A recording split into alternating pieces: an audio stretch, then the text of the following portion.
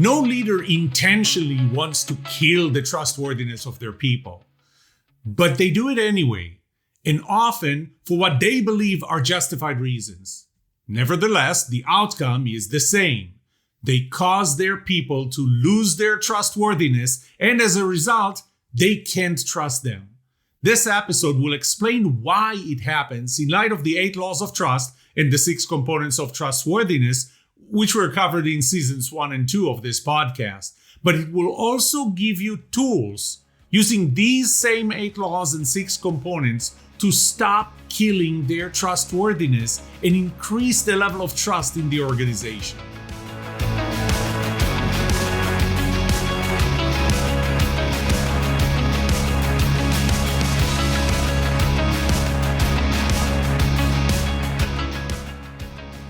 Welcome to The Trust Show. I'm your host, Yoram Solomon, a researcher of trust and the author of The Book of Trust.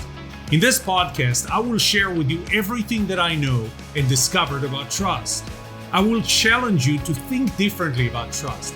But not only will I teach you about trust, I will also give you actionable advice on how to build trust, be trusted, and know who to trust. It's almost like I'm reading the Book of Trust to you, but with no holding back and no BS.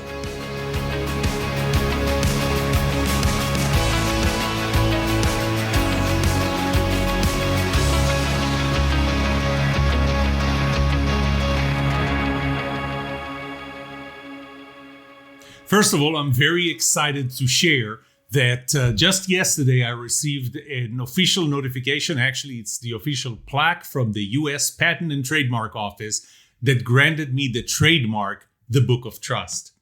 Now, the third season, this season, will focus mostly on the 7-step process, the actionable part of how you build trust. How do you become more trustworthy? The focus is really on how you become more trustworthy. And it is a 7-step process. But this is really important. This is the second episode of the third season. So I still have a few episodes to cover that. And I'll get to it, hopefully maybe even starting in the next episode.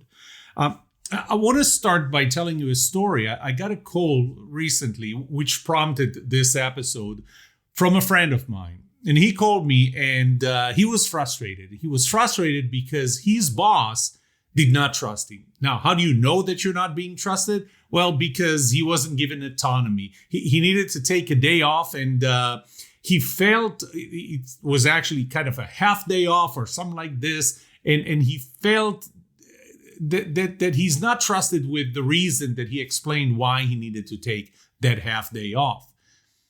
And it made me wonder, because I know him. I know him personally for many, many years, and he is a very trustworthy person. I mean, to me, when he says something, that is the truth, period. So I never have to worry about whether what he's telling me is true or not. But his boss did not, and he's been working there for several years, and I wonder why. And so that kind of prompted me to write this episode.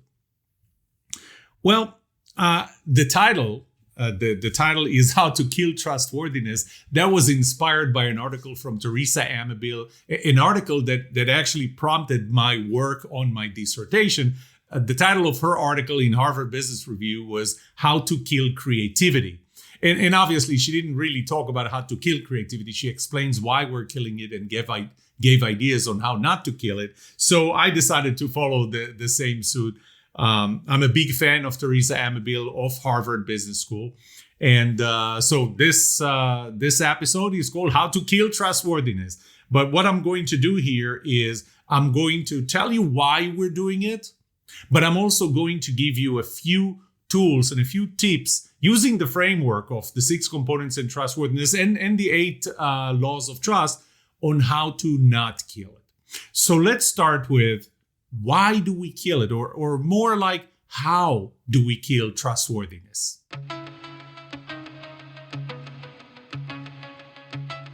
So really the beginning is that you have a few employees, and maybe more than a few, maybe it's even the majority, who are not trustworthy and they behave not in a trustworthy way. So this is typically where it starts, because if everybody was trustworthy, then you wouldn't have that issue.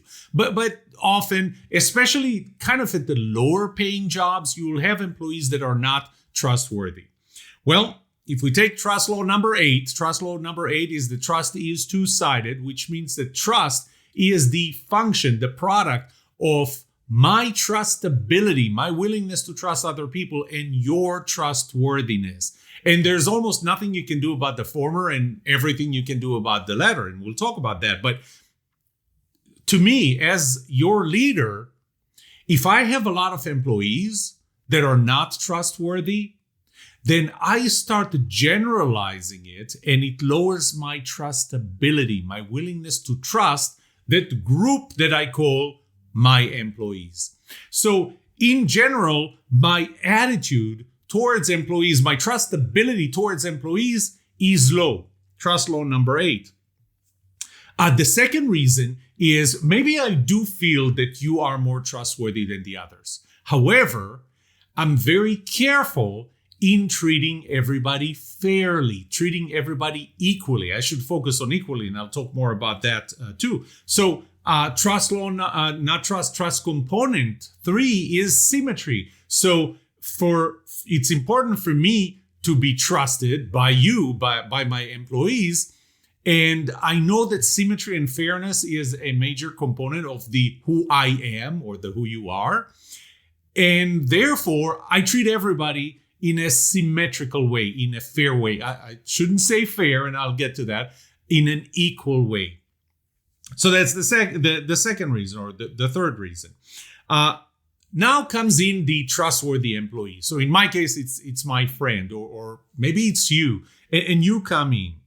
Well, I don't trust you because I have a lower level of trustability and because I want to treat everybody equally. And if I don't trust them and I show them that I don't trust them and I behave towards them, I don't give them autonomy and everything else that comes as a result, the outcome of me not trusting them, then I'm going to extend the same to you, even though you are trustworthy and should be treated differently.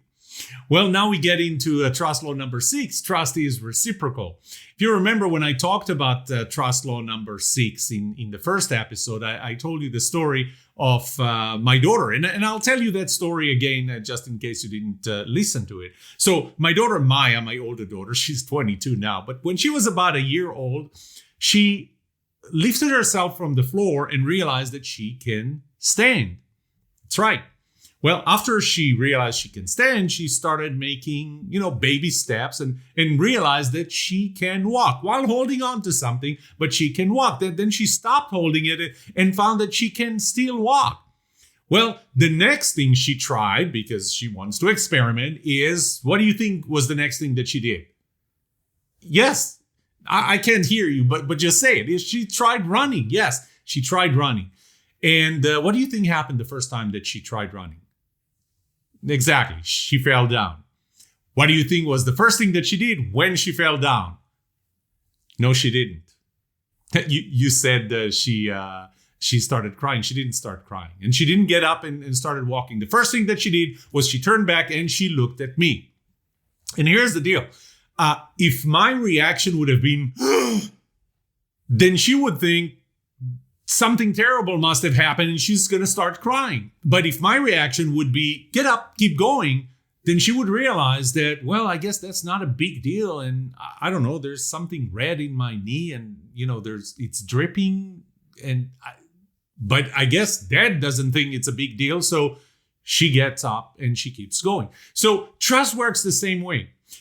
We talk about the reciprocity of trust. One way that I don't fully buy into is that if I trust you, you'll trust me. It doesn't work that way. Trust is asymmetrical. Trust law number 4. But we look at the reciprocity as, if you are trustworthy, then I will trust you. That's a reciprocity. The reciprocity is actually a complete cycle. If I trust you, and if I show you that I trust you, then you will behave in a trustworthy way. Because otherwise, you're going to have cognitive dissonance in your brain. You're going to feel awkward. I mean, imagine this.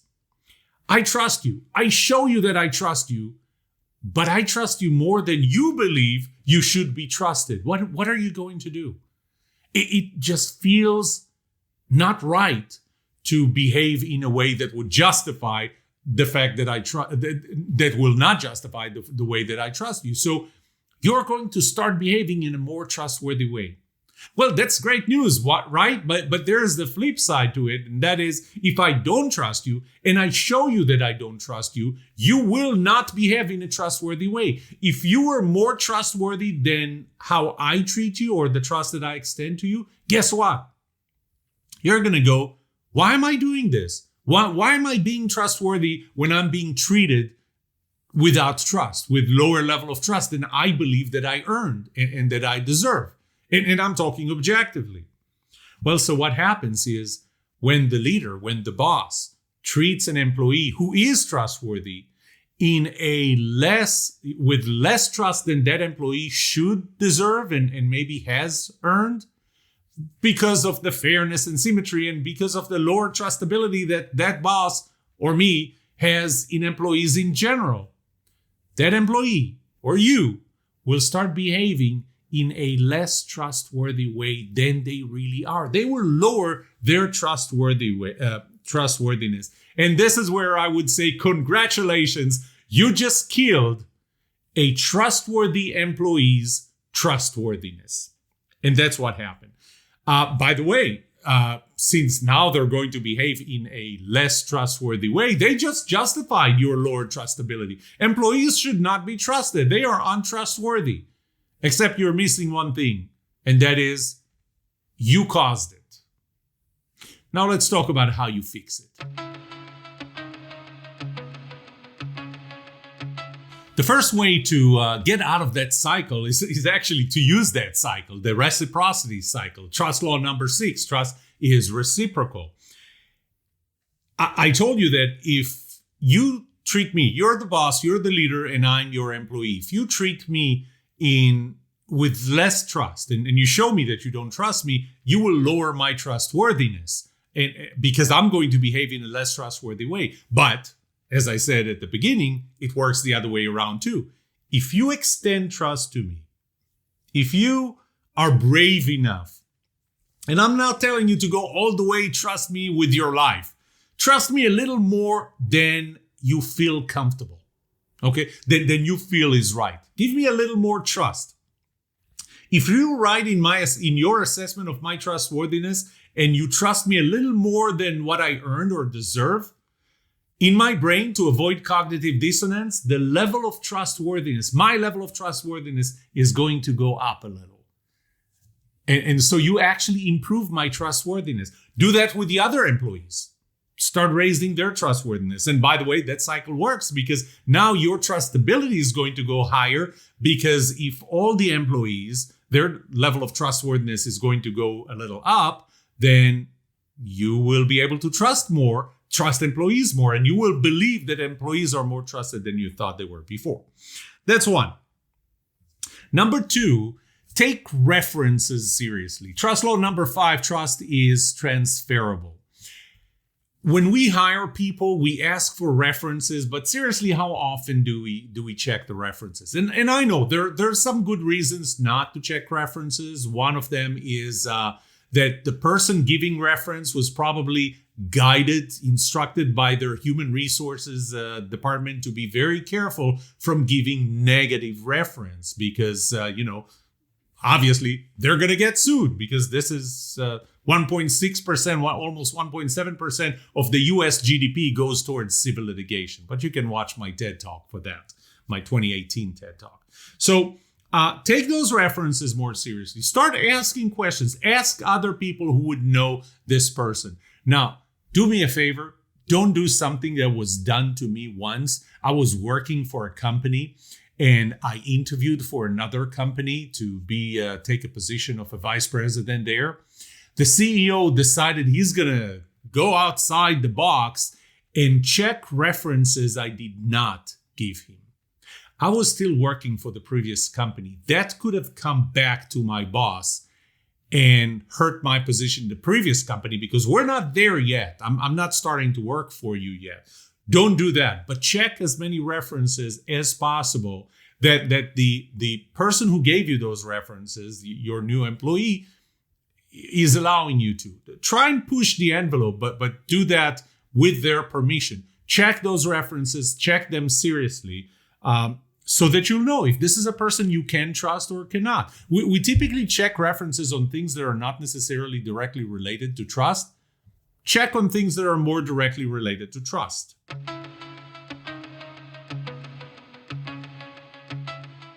Number 3, don't use your gut to assess trustworthiness. Don't use your gut to say, oh, I feel that I can trust this person. I mean, most likely, especially if you read Malcolm Gladwell's book, Bling, most likely you did something that he refers to and psychologists refer to as thin slicing. So in a very short period of time, your subconscious machine decided, or Daniel Kahneman's type 1 system A, that is subconscious, help you make some determinations. But how about instead of making those determinations, just use the framework that I gave you. Go back to season 2 and learn about the 6 components of trustworthiness and start pragmatically and empirically evaluate the trustworthiness of this other person.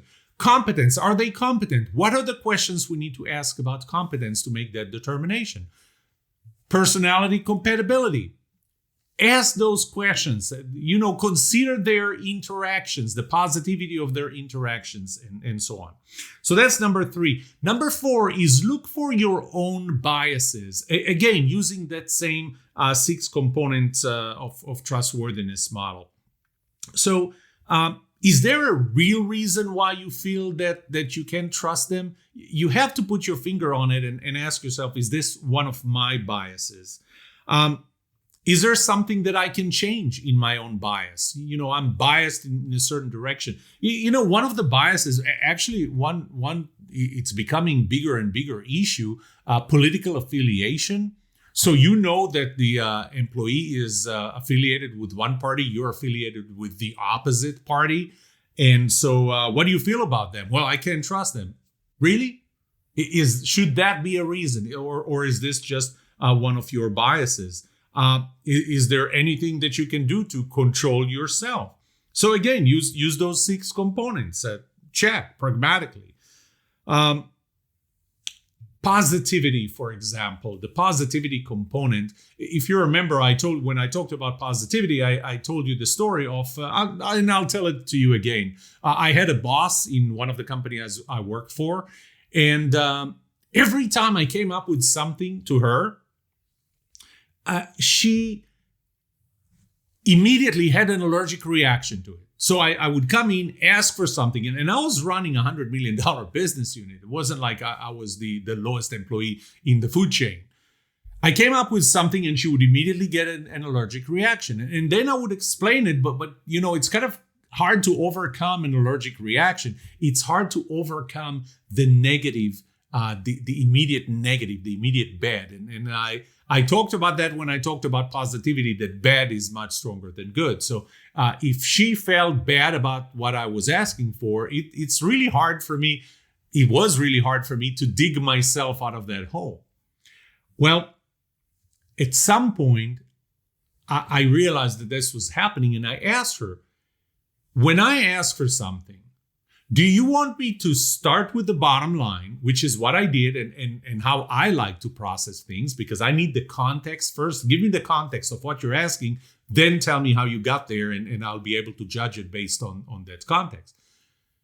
Do you want the bottom line first, or at the end? You want the rationale first, my thinking process first, and then the bottom line? Well, oddly enough, she was the opposite from me. She wanted the bottom line at the end. Once I realized that, I started, whenever I needed something, I started by taking her through the thought process, which would drive me crazy if somebody would do that to me, because I would get lost. It's like, what do you want? Where is this going? But this was how she processed and how she needed to process information. So I started with the rationale. Here's my thought process. And at the end, therefore, this is what I'm asking. Since I started doing that, the percentage of her agreement went up dramatically, at least towards me. So ask yourself, Is there something that causes me bias? Like this person keeps coming to me with, in my case, this person keeps coming to me with, they start telling me a story. I don't have time for this story. What is it that you want? I mean, maybe it's a quick yes or no, but don't start with the story. Start with the bottom line. So how about realizing that this is a bias that I have?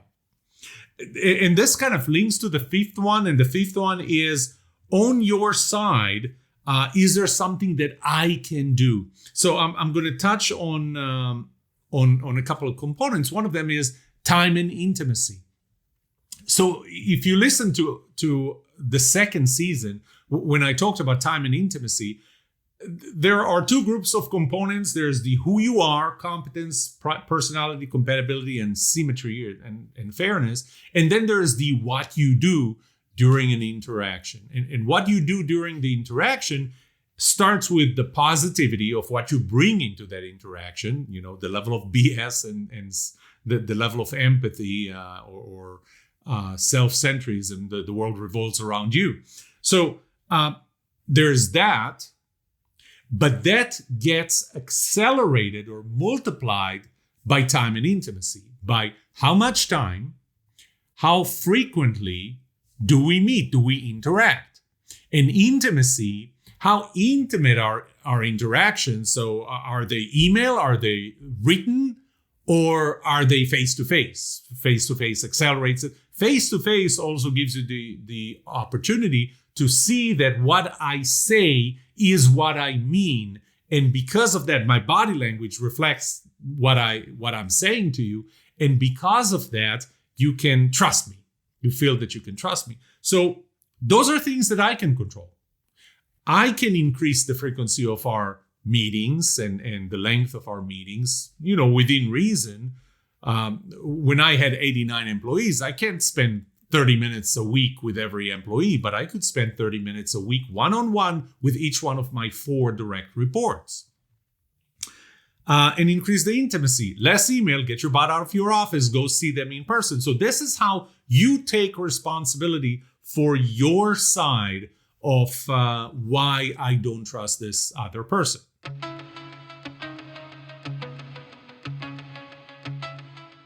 Number 6 is a big one, and it goes to the fairness and symmetry. Treat your employees as they deserve to be treated. This is not an issue of fairness. Leaders tend to treat everybody equally. Treating them equally does not mean that you treat them fairly. Those are two different things. And so I looked at some dictionary definitions of fairness. So Webster dictionary says that fairness is being fair or impartial, or giving fair or impartial treatment, lack of favoritism towards one side or another. Cambridge dictionary, the quality of treating people equally or in a way that is right or reasonable. So that I'm not too crazy about that definition. Fairness is not giving everyone the same treatment. It's not giving everyone equal treatment. It's giving everyone treatment according to the same standards, which means that you are going to give one person a different treatment than another person because of a standard that is open and available and known by everyone.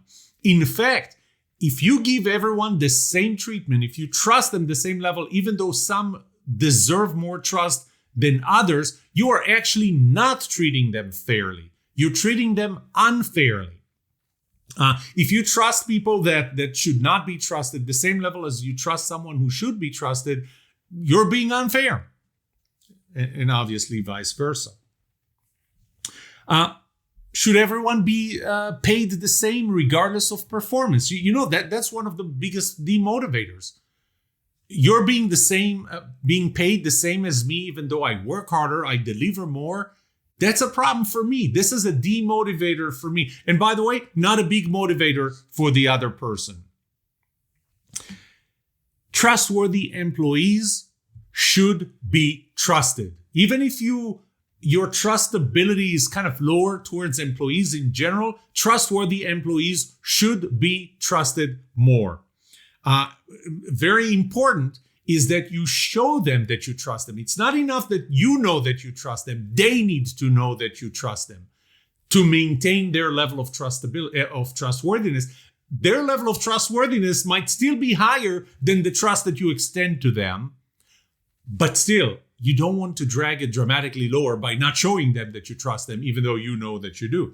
And it is, if their level of trustworthiness is lower than yours, it's going to help them lower than the level of trust that you extend to them. You will encourage them to be more trusted. What do you do with less trusted employees, with employees that you cannot trust? Well, first of all, you need to show them. They need to know that they're not as trusted as other employees. They need to understand why. They need to know why you trust this other employee more. Now, here's the problem. If you treat the untrustworthy employees with no trust, the question is, do they get the message? Will it encourage them to be more trustworthy? Or will it just justify their untrustworthiness? So it's kind of taking me back to the first advice, which is assess pragmatically, empirically, objectively, and as scientifically as possible, what is the real level of trustworthiness of that specific employee? That specific employee, not everyone, separate them. That specific employee in this specific context of what you want them to do. And then trust them a little more. So kind of pull them through cognitive dissonance, pull them in to the level of trust that you give in them. Tell them what they can do to earn your trust. Do the analysis of the 6 components. Identify one bad habit that they have that is the one that's causing them to lose the most trust. And again, in this season, I'm going to take you through that 7-step process, but instead of doing it for yourself, I'm talking about doing it for them. Help them identify what is that one thing and how do they build this into a process. And in some areas, you can actually help them be more trustworthy. Areas that you can control, such as, their competence. They're not very competent. Well, is there something that you can do to help them be more competent? Yes, there is. Give them the right experience. Let them experiment and learn from their experiments. Mentor them, coach them, give them training. Maybe they need a course. Maybe it's available from you, from the company, or even outside of the company. Give them the opportunity to earn your trust.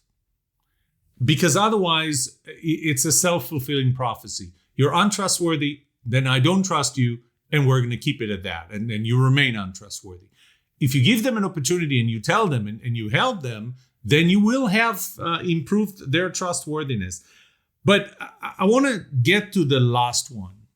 And the last one is a hard one. And this is where I said in this podcast, I'm not holding anything back and I'm not going to give you any BS. There could be reasons why you can't trust them that you can't fix and they can't fix. In this case, you have a hard decision to make. There are 2 options. One, you will leave with a lower level of trust, with all the consequences.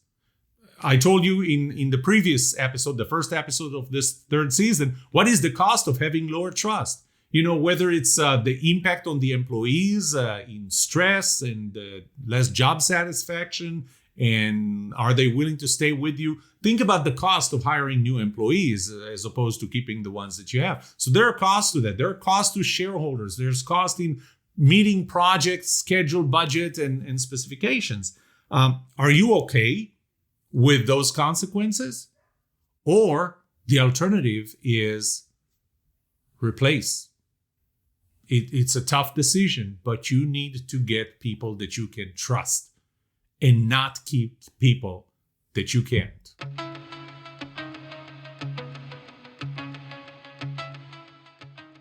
In summary, when we have untrustworthy employees, we kill the trustworthiness of those employees that we can trust. And the reason is because our trustability goes down and we're trying to treat everybody fairly, which is really equally and not fairly. How do we prevent that? Start with trust. Trust them a little more than you believe that they earn. Check their references seriously. Use a transferable trust. Don't use your gut. Use a pragmatic, empirical, scientific approach. The 6-component model that I gave you. Look at your own biases when you assess that their trustworthiness. On your side, is there anything that I do that I can change that will help me trust them more, help them be more trusted? Treat them fairly, not equally, and help them be more trusted. In the rest of the season, I'm going to focus on the process itself, give you the actionable part of that process. How do you become more trustworthy?